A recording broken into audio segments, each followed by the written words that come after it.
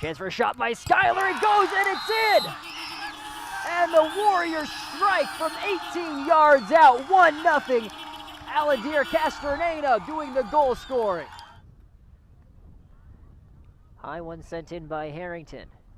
Off of Foltz and volleyed in. Dodson has his second goal of the contest. The defender is in the right place at the right time. And he 3-0. Chance here though. Rodriguez dribbles it in and too easy as the midfielder. Fancy footwork weaves in and out, and we're tied back at 1. Win, and it's in, and the discovery!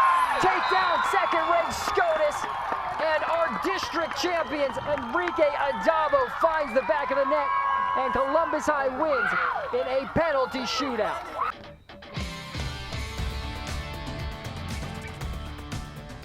And by shortly, I mean right now, 2 seconds into the contest, we are underway in the B6 district final.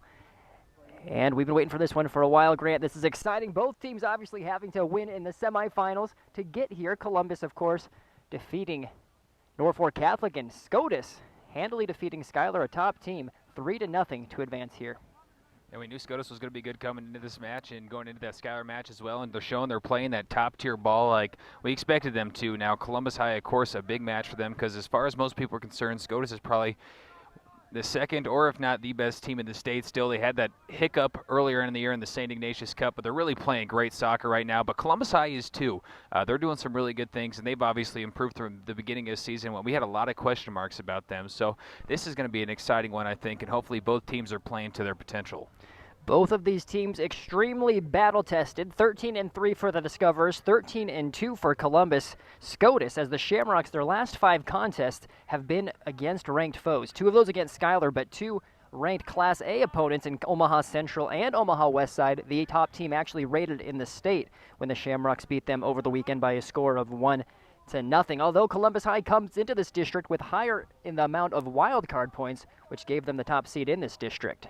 Yeah, and you look at Scotus' schedule, like you said, in that St. Ignatius Cup. Again, we bring that up all the time, but that blemish on their schedule is what really people doubt their abilities to be this good, I think, because of those 2 and losing to Pius, a team that they beat 8-1, I believe, like 2 or 3 days before they played in that tournament. So they're just, and if you get a chance to watch them, you can understand how talented they are and how good they are. Columbus High, though, again, no joke, and if Scotus, as they attack again, can break down that midfield. You talked about Rodriguez as one of your key players, and of course those other guys in Tarango and Pedraza and Espino. That's going to be a really big key to this game, I think. Coach Brzezinski mentioned it when John was talking to him. You mentioned it. That was something I was thinking, so that's something to keep your eye on as we go through this game. You see the Shamrocks threatening early on as Oshtik almost got a goal on. Daniel Melendez, 103 saves with that one, as he is going to be busy here this afternoon, you have to think. Of course, Evan Shohan, he has just 57 saves this season, and that's because of that formidable back four the Shamrocks have that really don't have Shohan get called upon too much because they never let it get to that point. And you look at this Columbus High frontal attack, you talk about this offense, that's definitely a big difference between them and Scotus. Is Columbus High doesn't have that one prolific scorer. I would say they have a lot of guys that contribute, but they just don't have that prolific guys. So it'll be interesting to see if they can step up, get some goals here today, and who's going to do that. So taking a look at the starting 11 for the Discoverers, who have a free kick upcoming. Melendez and goalkeeper Adabo, Arcos, Esch, and Strong making up the back line. Jason Marino, the freshman in that midfield alongside Rodriguez, Lopez, and Tarango, as that free kick is sent out, and Pedraza also starting at the top of the attack for Columbus High. Now the Shamrocks looking to counter here. Caleb Oshtik with it. Anthony Cush running in the middle as Oshtik sends it flying. Nathan Oshtik on the other side of it, but goes out of bounds harmlessly as we take a look at the starting 11 for the two-time defending state champs. Of course, Evan Shohan, the man in between the sticks. The back line of Dodson, Kumpf, Pelster, and Brandenburg, who have not given up more than one goal in a contest all season. Jake Boss, both the Oshtiks, as well as Harrington and Foltz, a part of that midfield. And Anthony Cush, the spearhead of the attack for the Scotus starting 11. Talk about the weather out here, too. And there is almost 0 to maybe 1 or 2 mile per hour wind right now, which is something we've only seen one other time this year, and that was on Monday when we were doing that opening round play-in game of Lakeview versus Lincoln or Lutheran Northeast out of Norfolk. And it's, like I said, in those games, exciting because then you're really going to have the best team kind of come out on top because you're not going to have a win advantage, and it's not going to have too big of effect on the game. So that's just something really exciting, and we're really blessed as we get to our potentially last broadcast here of the year to have these great weather conditions.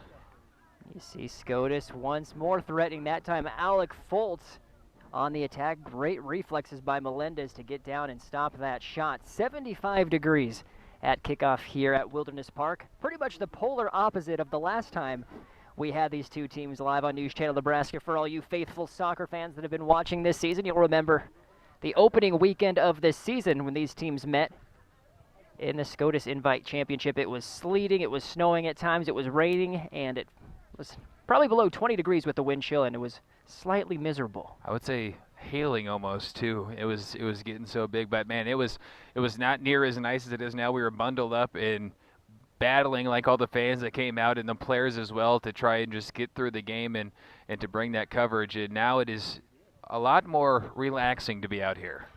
Here comes Scotus once more. Cush on the attack. Strong slide tackle by Arcos, who Coach Arlt is happy to have back in the starting lineup. He missed the semifinal due to a red card. Also, Tyler Strong, a part of that starting back line, did not play because of some issues in that semifinal. He is back in the starting 11. Yeah, some really big pieces to have in that back area in that defense, and they make just such a critical part of it. Like you said, Arcos is just really a life to this defense when you look at that back line. Very battle-tested, a senior, very veteran, and he's a fun kid to watch this year. We actually saw him very early on score that goal from like almost half field, I believe, on a free kick, and that's something we saw Jake Boss do as well, so we could see some potentially interesting free kicks this afternoon, and a lot of talented free kickers and place kickers on both squads. Referencing the first time these two teams played, it was a 2-0 victory for the Shamrocks. Boss was the goal scorer alongside Cole Harrington, who has 3 goals on this season, and that, of course, in those wintry conditions, you wonder how that will open up play with the perfectly beautiful weather and how much that would either hurt or help Columbus High. One thing talking to Coach John Brzezinski was he felt his Shamrock players, especially in that first half, played more of the Discoverers style as Columbus was playing more physical and pushing or playing just more strongly, and Scotus sort of molded to their game plan, and Coach John Brzezinski wasn't happy about that and doesn't want that to be the case here today. Yeah, Columbus is a very physical team. They are a big team just like Scotus. Scotus is a lot bigger than some of those smaller schools they play against, and that's what a lot of coaches you talk to on other teams are afraid of. But we talked about free kicks a little bit. I'll see like Jake or Harrington going to send one in here.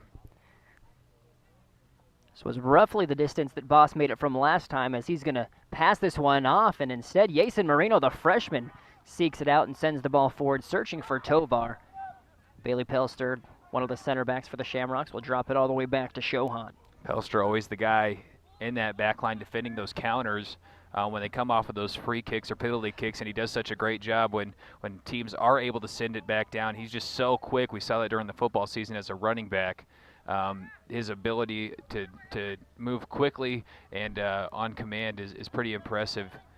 Kumpf and Brandenburg, 2 of those guys back there we talked about as well. Kumpf, a really big piece to this defense. Brandenburg, that state championship caliber wrestler who is quite the athlete as well.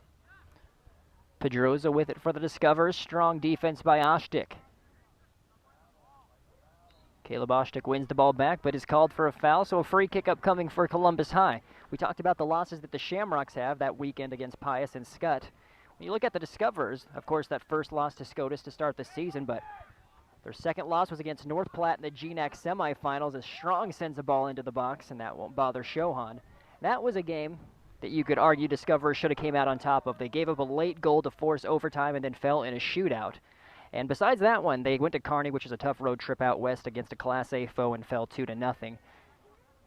Point trying to make, though, the Discoverers are no slouches, obviously, with a record of 13-3. And you look at that North Platte game, very easily could have been a win. They could be 14-2. And you mentioned this in the last broadcast as we watched that Norfolk Catholic game because it seemed like a similar situation where they played Norfolk Catholic too. You had those late goals to tie it up, and that's the same thing with Norfolk Platte, those late goals to drop that loss. And so It's going to be interesting, but that's something they like to do. They like to get late goals themselves, and we saw them do that against Crete when we did that opening broadcast, as well as some other games that we didn't broadcast. So it'll be interesting to see how this one comes out. They're a very resilient team, too, and so that's going to make things tough for the Shamrocks.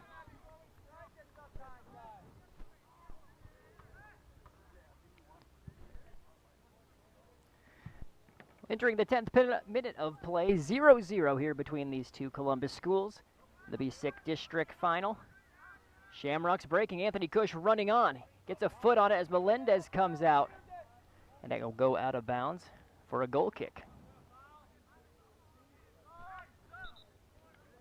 Coach Brzezinski asking for a foul there, and of course that would have been a penalty kick as well, so that would have been a big break for the Shamrocks. Not that they need it, but definitely helps to be able to get some penalty kicks in the mix, but it's going to be a goal kick instead. Two substitutions coming in for the Discoverers in Brabeck, as well as Jesus Adame checking in